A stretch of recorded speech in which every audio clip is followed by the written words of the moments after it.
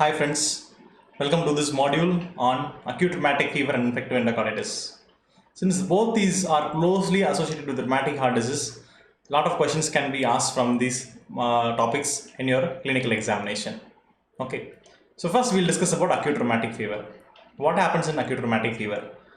First, there should be a susceptible host, okay, a patient with susceptibility, okay, when there are environmental factors like overcrowding, okay, then there is a precipitating event, okay, and that will cause a molecular mimicry, okay, that all can trigger a T cell mediated response with genetically determined factors. These all together, okay, can lead to first episode of rheumatic fever, and that patient is prone to develop recurrent episodes of rheumatic fever, okay, and finally the valve can go for your fibrosis calcification leading to rheumatic heart disease. Okay, so first susceptible host, environmental factors, okay, or molecular mimicry because of that streptococcal infection that can lead to episode of rheumatic fever. Okay, then there can be episode of recurrent valve damage, recurrent rheumatic fever. All these together can lead to formation of your rheumatic heart disease. Okay, so what is it basically? It is a multi-system disease. Rheumatic fever is a multi-system disease resulting from an autoimmune reaction to your group A streptococcal antigen. Okay, and what is the age group? 5 to 14 years. Current evidence is any strain. Previously there were strains like skin infections. These are the strains are common which can lead to your rheumatic fever. Okay, and sore throat. These are the strains which can cause sore throat, which can predispose to your rheumatic fever. But now what the studies are telling is any strain of group A streptococci can cause acute rheumatic fever. There are certain HLA class 2 alleles, HLA DR7 and DR4, which are associated with susceptibility to develop a rheumatic fever. Okay, fine. And what is the prevalence of rheumatic heart disease is like? The age group of rheumatic fever is 5 to 14 years, whereas rheumatic heart disease is 25 to 40 years. Okay. Okay, and RHT rheumatic there is no male female predisposition, especially in a rheumatic fever, whereas RHD rheumatic heart disease is your female preponderance, or females are more with the disease. Okay, so explaining the mechanism, the first mechanism is your molecular mimicry. Cross-reactive antibodies, okay, bind to the endothelial cells of the heart valve, leading to activation of your VCAM, and the lymphocytes and complement mediated destruction of endothelium happens. That releases lot of peptides, laminin, keratin, tropomyosin, and activates the cross-reactive T cells that invade the heart. Okay, and second mechanism is the streptococcal invasion of the epithelial surface. Okay, that leads to binding of M protein into the type 4 collagen, and that becomes immunogenic, leading to your immune-mediated destruction. Okay, what are the common clinical features with which a patient with rheumatic fever comes? Yes, the most common are polyarthritis more than carditis. Okay, and the latent period is averages 3 weeks. Okay, from the onset of the infection, from the streptococcal sore throat or your skin infection, it takes around 3 weeks for the manifestation of the disease. Okay, and the most common manifestation is polyarthritis followed by carditis, chorea in less than 32 to 30%, and erythema marginatum and subcutaneous nodules are very rare. Okay, heart involvement. The hallmark is your carditis, which is also called as pancarditis. Okay, the question can be asked, how will you diagnose clinically about this pancarditis? Okay, that we'll discuss in the subsequent slide. And the mitral valve is always affected. The classical manifestation is mitral regurgitation with or without aortic regurgitation. Okay, and myocardial inflammation leads to diminution in the electrical conduction that can lead to PR prolongation that will manifest with first degree AV block or rarely high degree AV block and soft S1. We have discussed already, PR prolongation will cause a soft S1. PR prolongation occurs because the myocardial inflammation affects the electrical conduction. Okay. So how many percentage of patients with this problem, rheumatic fever, will go for a rheumatic heart disease?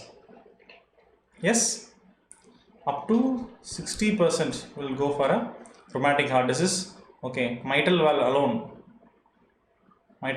in 50% of the individuals. Aortic valve alone, that is rare actually, 15 to 20% of the individuals. Okay, mitral and aortic valves together in 35 to 40%. Okay, mitral alone in 50%, aortic valve alone in 15 to 20%, mitral plus aortic valve involvement as the manifestation of rheumatic heart disease in 35 to 40%. So the first most common type is mitral valve alone. The second manifestation will be mitral and aortic valve, and rarely thirdly your 15 to 20% of patients with aortic valve disease alone. Okay. What are the manifestation of endocarditis? Number one, in pancarditis. What are the manifestation of your rheumatic fever causing pancarditis? Number one is pericarditis, which will manifest with pericardial rub, sometimes pericardial effusion. Myocarditis can cause a relative tachycardia. What is relative tachycardia?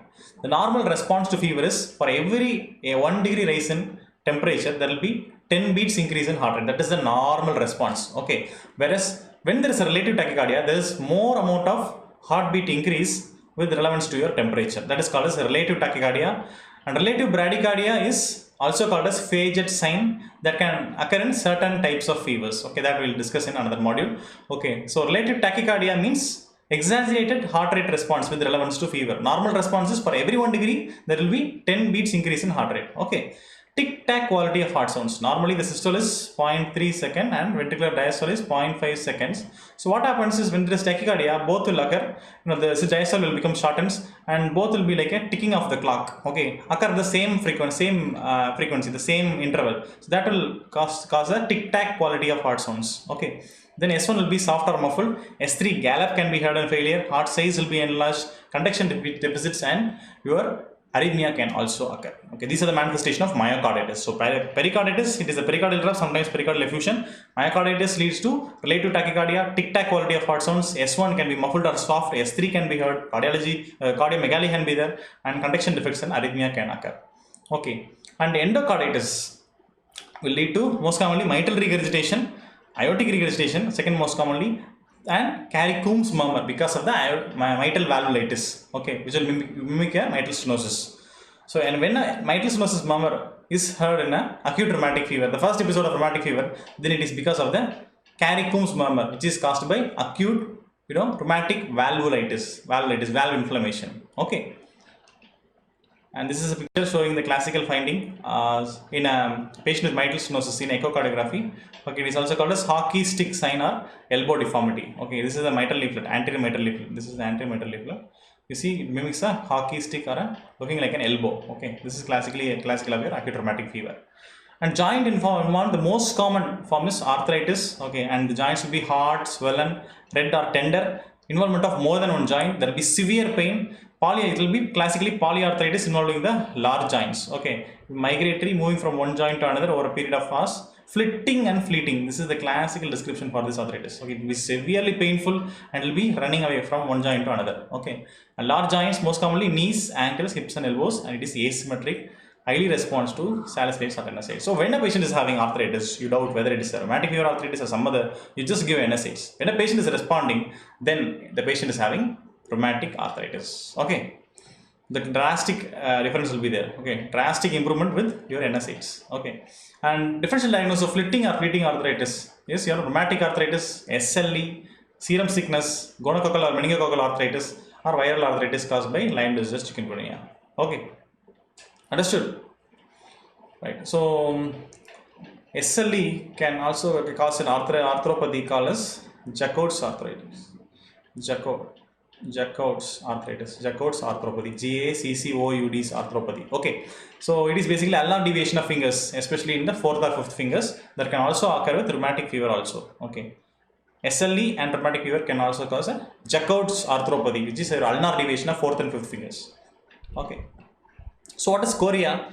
It is semi-purposive, irregular, non-repetitive, brief, jerky movements arising in proximal joints. The chorea which occurs in rheumatic fever is called as Sydenham's chorea. It is more common in females. It occurs sometimes in the absence of other manifestations. That is, it can occur late after the rheumatic fever. Okay, following a latent period after infection. Choreiform movements affects particularly the head and the upper limbs. Okay, so what are the conditions which can cause chorea? Sydenham's chorea, Huntington's chorea, chorea gravidorum. Okay, three differential diagnoses I have put here. One is your Sydenham's chorea, which is classically happening in rheumatic fever. Next, Huntington's chorea, which is an autosomal dominant condition with a progressive dementia, and chorea gravidorum can occur in pregnancy, especially first pregnancy. Okay, what are the signs in chorea? One is Jack in the box, another is a milkmaid sign, and another is your hunger reflex. Okay, so Jack in the box is nothing but involuntary protrusion and retraction of tongue. Involuntary protrusion and retraction of tongue is called Jack in the box. Milkmaid sign is Now ask the patient to grasp your fingers as if you are giving a handshake, and you will feel a milking action. Okay, that is milkmaid sign. Hung up reflexes on eliciting knee jerk. The knee extends and leg and foot hangs up in mid-air for some time. That is your hung up reflex. Okay, the opposite is your pendular knee jerk, which can happen with cerebellar disorders. This is hung up reflex. If, as soon as you strike, it will go and hang in the air for some time before coming back to the normal position. Okay. Skin manifestations include erythema marginatum and subcutaneous nodules. So erythema marginatum begins as pink macules that clear centrally. That means the center will become alright. Okay, leaving a spreading edge. And the rash is evanescent. Okay, it quickly vanishes. Okay, and it is observed more commonly in your trunk. That is, you can tell that it is a bathing suit distribution. The rash is bathing suit distribution, never on the face. Okay, these are the characteristic findings of a erythema marginatum. Okay, subcutaneous nodule. It is painless, small, mobile lumps. Okay, beneath the moni prominences. It is a delayed manifestation 2 to 2 weeks after the onset of disease. Okay, and it is commonly associated with carditis. Okay, these are the skin manifestation, erythema marginatum and subcutaneous nodules. Okay, so how will you diagnose a patient of rheumatic fever? Number one, very important point: preceding group A streptococcal infection should be there to diagnose a patient with rheumatic fever. Okay, so sometimes there's a criteria called Jones criteria, which is also called as Duckett-Jones criteria, which is the criteria for diagnosing rheumatic fever. When a patient is having chorea and low-grade carditis, this criteria may not be useful in diagnosing rheumatic fever. Okay, so how can you tell that there is an evidence of recent group A streptococcal infection? Recent history of scarlet fever, positive throat culture for streptococcal infection, and increase in ASO titer. Okay, but these are the findings which are found in very less patients. Okay, because of the decrease in sensitivity.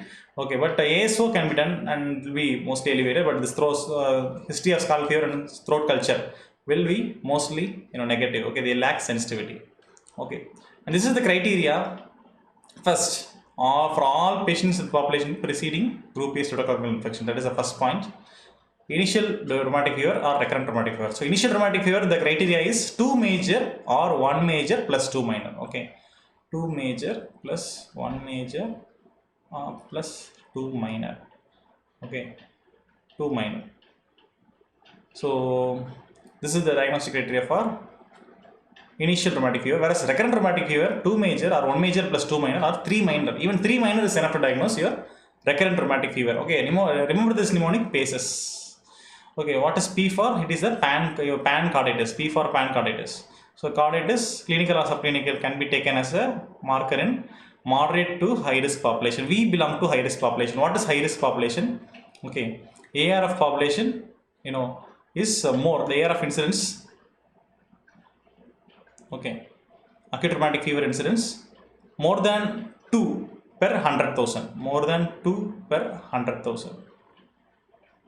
Is a high risk population. We belong to high risk population, so just master this criteria alone. Okay, the criteria is revised. Okay, previously we tell that it is your polyarthritis is the major criteria for rheumatic fever, whereas now polyarthralgia can also be taken as a major criteria for rheumatic fever.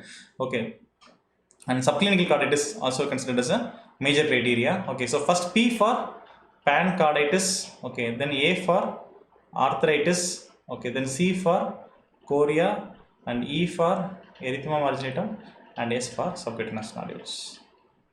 Okay, these are the 5 components. P for pancarditis, A for arthritis. Now polyarthralgia is also a major criteria. Okay, very important. Then chorea, erythema marginatum, subcutaneous nodules. So what are the minor criteria? We come to the moderate and high risk population only. So monoarthralgia is a minor criteria. Fever more than 38 degree, ESR more than 30 or CRP more than 9. Prolonged PR interval. Okay, so these are the minor criteria. Remember, very important. This is often asked as an exam question. How will you diagnose rheumatic fever? Okay, 2 major plus 1 minor, or 2 major, 1 major plus 2 minor. Okay, these are the points favor for a rheumatic fever. Major criteria, there are 5. Now there are recent changes in the guidelines. Polyarthralgia is a major criteria. Okay, and monoarthralgia is a minor criteria. Okay, remember, yes, understood. Okay, so how will you treat? First, most important thing, antibiotics. So it is your injection benzodiazepine penicillin is preferred now. Okay, if a patient, okay, is more than or equal to more than 27 kilogram, then you can give 1.2 million units IM. Okay, whereas if the child is less than or equal to 27 kg, then you can give 6 lakh units injection benzathine penicillin. Okay, and this will be continued, lifelong, not lifelong. Okay, till there are certain cutoffs which we'll discuss in the subsequent slides. Okay, every 21 days this injection has to be given. That is the best treatment for a patient with rheumatic fever. Okay, other options include phenoxymethyl penicillin, that's tablet, or amoxicillin can be given. Okay, and aspirin is a drug of choice for your arthritis. It will be given at high dose aspirin, that is 50 to 60 milligram per kg per day should be given. Alternatively, if aspirin the patient is not able to tolerate, we can go for a naproxen. Okay. Then how will you prevent? The mainstay of prevention is primary prophylaxis. What is primary prophylaxis? Here primary prophylaxis has a different meaning. Okay. When a child is having sore throat in India, okay, start antibiotics before 9 days of sore throat. That is the most important thing which you can do to prevent a rheumatic fever in that child. Okay, so patients with sore throat, if child with sore throat, start antibiotics at the earliest to prevent, especially before 9 days. If the sore throat is persisting, okay, like more than 3 days, okay, fine, this viral illness could be there, fine. If it is prolonging, start giving antibiotics, especially penicillin. That will prevent the onset of your occurrence of your rheumatic fever. Okay, so how will you secondarily prevent a patient with rheumatic fever? Like secondarily you prevent a rheumatic fever. Patient has already a rheumatic fever. You are going to prevent another episode of rheumatic fever. That is very important because recurrence is more common in a patient already who had a rheumatic fever. Okay, so that we can split into 3 categories. Number 1 is rheumatic fever without carditis. The patient had rheumatic fever previously, but there were no carditis manifestations. So for such patients, 5 years after last attack or 21 years of age, whichever is longer. Okay, that is the duration of prophylaxis. I told no, injection penicillin. Yes, how much will you give? 1.2 million units. Okay, if the weight is more than 27 kg. The weight is less than or equal to 27 kg, then you can give 6 lakh units of the same injection penicillin once in 21 days. This is the regimen which is followed in India. Okay, and if the patient has a rheumatic fever with carditis, but there is no residual valvular disease, there is no valvular damage. Okay, so then we can go for 10 years after the last attack or 21 years of age, whichever is longer. Okay, and if the patient is having rheumatic fever with persistent valvular disease, that is the patient had developed a rheumatic heart disease clinically or in echocardiography, then you should give at least for 10 years after the last attack or 40 years of age. Okay, sometimes lifelong prophylaxis service in India. Okay, at least 40 years of age the patient should receive this prophylaxis, this penicillin prophylaxis. Very important. Okay, suppose if the patient is having penicillin allergy, what will you do? Okay, in that case give tab erythromycin. Okay, erythromycin 250 milligram BD, 250 milligram twice daily. Understood? This is very important. 2 components are very important for rheumatic fever treatment. One is your primary prophylaxis, that is as soon as the patient gets sore throat, you are giving penicillin, avoiding a incidence of rheumatic fever. And second is secondary prevention. We classify into 3 subtypes. One is without carditis, another is carditis which is resolved, and third is with the valvular heart disease. Okay, so the first we'll give at least for 5 years or till 21 years of age.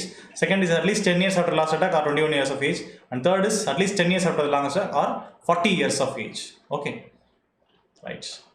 So severe chorea we can give carbamazepine or sodium valproate, and refractory chorea you can give IV immunoglobulin. Prednisone or prednisolone can be given in patient with carditis. Okay, so these are the points which I would like to enforce about rheumatic fever. Okay, the major criteria is important, the polyarthralgia is important, the recent change which has happened. Okay, and you need to have 2 major or 1 major, 2 minor as for diagnosis of initial rheumatic fever. For recurrence, even 3 minor is enough for diagnosing rheumatic fever. Okay, and evidence of your group A streptococcal infection is necessary. Okay, and any strain can cause a rheumatic fever. And remember to give antibiotic treatment for sore throat at the earliest. Okay, to prevent a rheumatic fever. Understood? Shall we go to the next topic?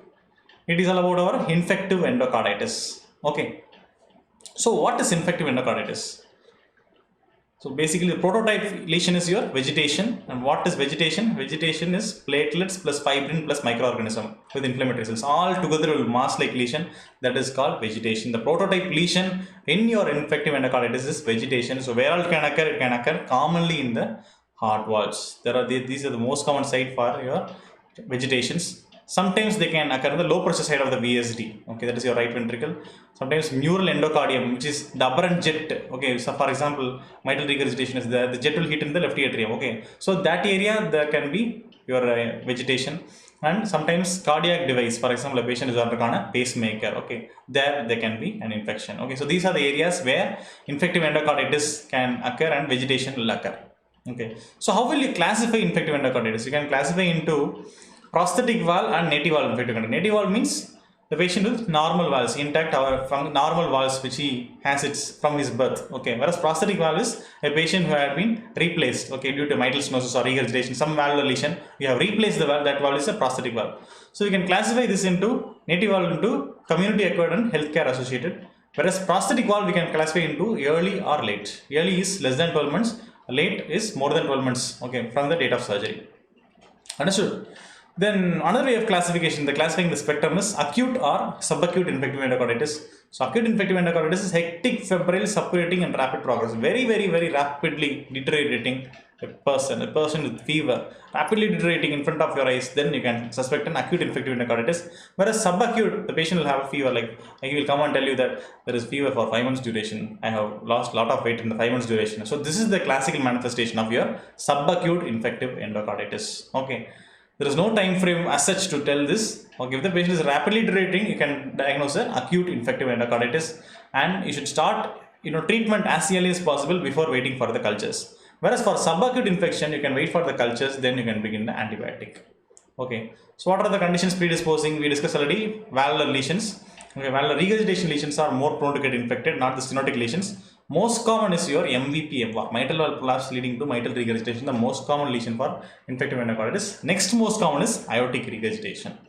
Okay, and rheumatic heart disease and IV drug abuse. This IV drug abuse, what is the difference? Rheumatic heart disease, the most common valve we discussed is your mitral valve. Mitral regurgitation is a predisposing factor, whereas for IV drug abuser patients, which is the most common valve encountered by the blood, okay, which is from the veins, it is your tricuspid valve, right?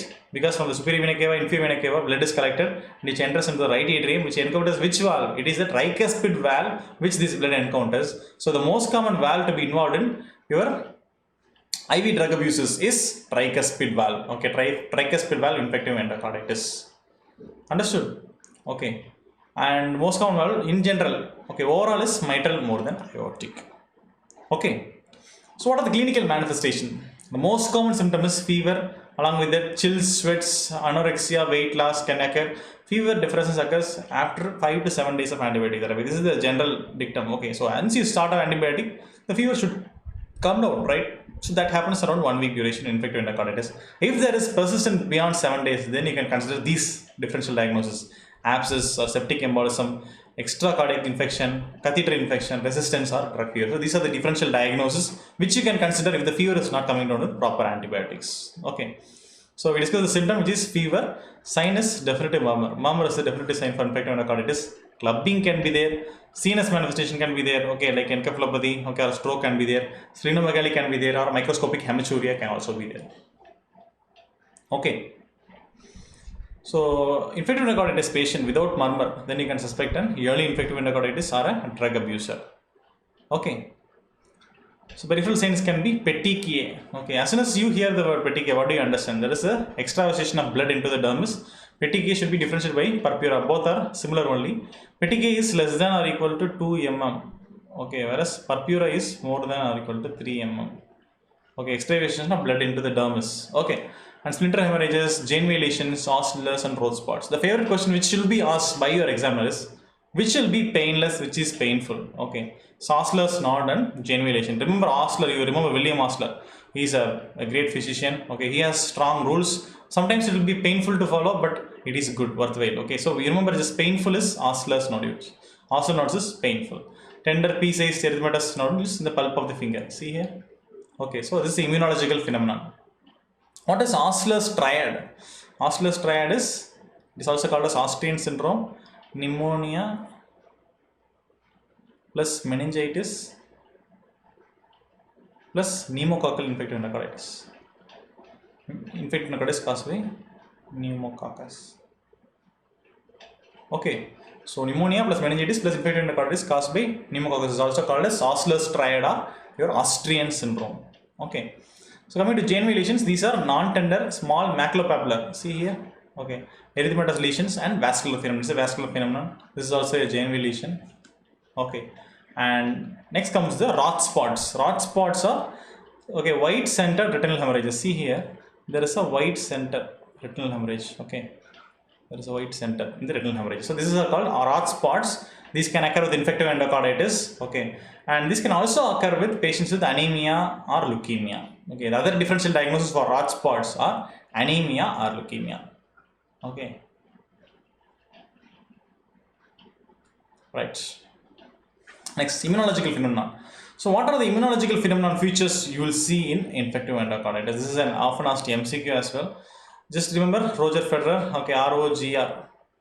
These are the four things: Roth spots, ocular nodes, glomerulonephritis, and rheumatoid factor, not your JNV. Okay, so these are the immunological phenomena, okay, which are seen in infective endocarditis: Roth spot, ocular nodule, glomerulonephritis, and rheumatoid factor.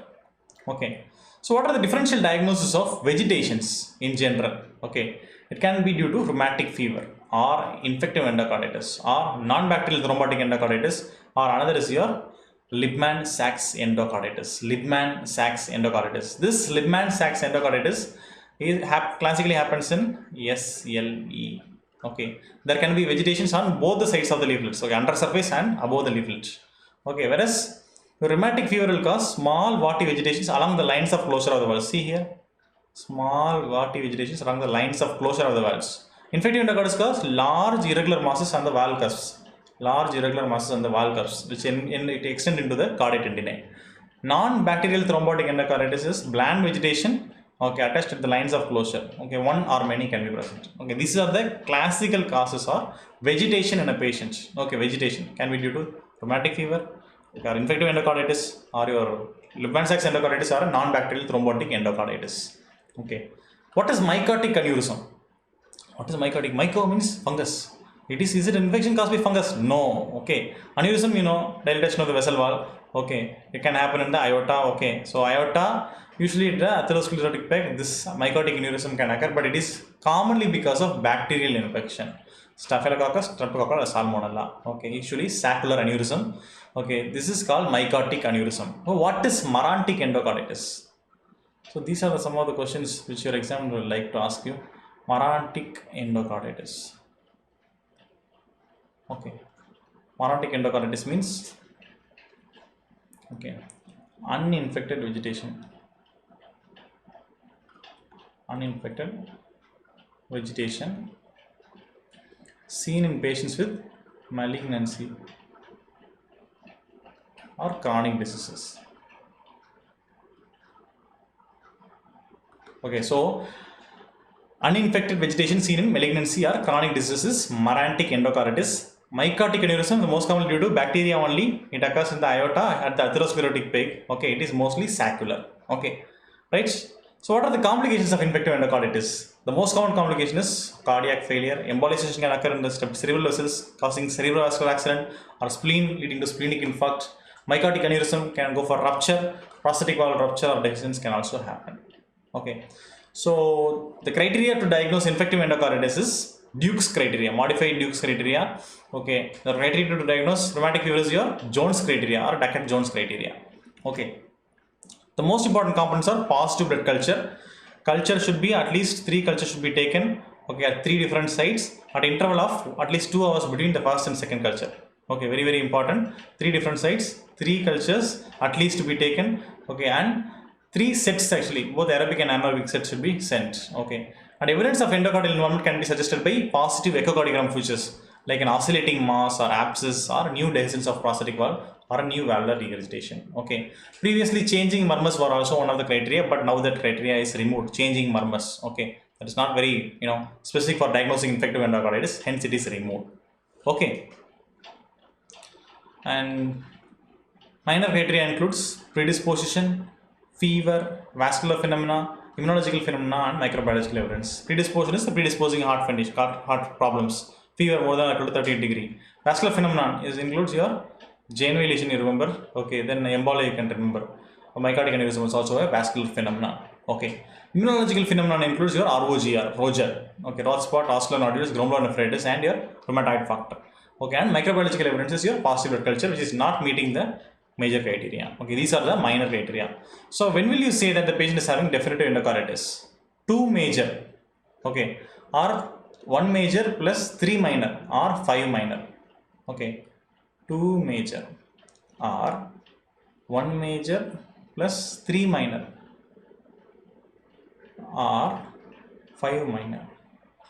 Okay, so with this you can tell that the patient has definitive infective endocarditis. So there are a group of organisms, okay, which are I feel this is a new group of organisms for you. It's a HASEC organism. Okay, so if the culture is negative for the common organism, you should look for these organisms as well. These also can cause your infective endocarditis. That is Haemophilus, Aggregatibacter, Cardiobacterium, Echinella and Kingella. These are the organisms. If the culture turns out to be negative, okay, then you can think about these organisms. There is one organism which will cause recurrent infective endocarditis. That is your Pseudomonas. Pseudomonas can cause recurrent infective endocarditis. Treatment is a long-term antibiotic. Like usually, infective endocarditis needs IV antibiotics for around 4 to 6 weeks. Okay, and these are the common organisms: Streptococci, methicillin-sensitive Streptococci, resistant Streptococci, or HHEC, Coxiella, Bartonella, or Enterococci. Okay, the common antibiotics is cephalosporin, sometimes vancomycin and gentamicin, ceftriaxone, doxycycline, especially Coxiella, Bartonella, ampicillin plus gentamicin if it is an Enterococci. Okay, these are the common antibiotics used. And based on the culture, so you can start antibiotics empirically, then you have to look at the culture, especially patient with a rapid worsening endocarditis patient. Then you can go for an antibiotic, then look at the cultures, okay, and streamline, and you can down titrate your antibiotics based on the results. Okay, so what are the indications for surgery? It is moderate to severe congestive cardiac failure or shock due to valve dysfunction, abscess, fistula or heart block, no response with 10 days of antibiotics, and it was not at all working or trying maximum, but still the culture comes to be positive, then you can go ahead. Or an MDR organism or fungal or brucella, here antibiotics won't work. Okay, so in these patients you can go for a surgical valve replacement, okay, and partially desiccates and unstable valves. So these are the conditions where you have to go for a surgery. You have to change the valve so that the patient will recover out of infective endocarditis. Okay, so now coming to the most important component. These are all theory, some theory which I wanted to discuss, because should know what are the options. Antibiotics is an option. Okay, then your valve replacement is an option for treatment. Okay, so how will you prevent the infective endocarditis? Basically that means prophylaxis. Okay, remember genitourinary and gastrointestinal previously were given prophylaxis, now stopped. No need for your genitourinary or gastrointestinal procedure patients. Okay, infective endocarditis prophylaxis will be given before the procedure, before the surgery, when you are taking a patient for dental, okay, even dental tooth extraction. Okay, in that case you need a infective endocarditis in specific set of patients. So who are the specific set of patients who will need prophylaxis before your dental manipulation? Patient with prosthetic cardiac valves or previous infective endocarditis, or cardiac transplant patient, okay, with congenital heart disease, with unrepaired cyanotic congenital heart disease, or a residual deficit, or repaired with the prosthetic material. So these are the patients whom you should give infective endocarditis prophylaxis. Remember that the previous guidelines is changed. Now only dental manipulation will need your prophylaxis. Okay, patients with prosthetic cardiac valves, previous infective endocarditis, cardiac transplants with valvular regurgitation, with congenital heart disease patients with unrepaired cyanotic congenital heart disease, or repaired with a residual defect, or repaired congenital heart disease with a prosthetic material. So these are the group of patients who will need prophylaxis against infective endocarditis. Okay, so how will you give prophylaxis? Usually we give 1 hour before the procedure, tablet amoxicillin 2 gram per oral stat. Okay, if the patient cannot take oral tablet, give ampicillin. Okay, injection ampicillin 2 gram IV or IM. Suppose the patient is penicillin allergic, as we discussed in rheumatic fever. If the patient is penicillin allergic, you give for erythromycin. Here what we'll do is we'll give tab clarithrol or azithro. If the patient cannot take tablet, then you can give injection ceftriaxone or clindamycin. Okay, tab clindamycin can also be given generally. Okay, if the patient cannot take tablets orally, then you can go for an IV formulation. Okay, so I think this module it was predominantly of a theory thing, but remember this theory can be expected from you in your examination, because these two are common complications with the patient with your valvular heart disease. You should be thorough with these. Okay, and even theory, these are important. Okay, so Rheumatic fever, primary prevention, secondary prevention, very important. Infective endocarditis prophylaxis part is very important, and the criteria should be thorough. Jones criteria for rheumatic fever and modified Duke's criteria for your infective endocarditis. Okay, with this we have come to an end of this module, and thank you one and all.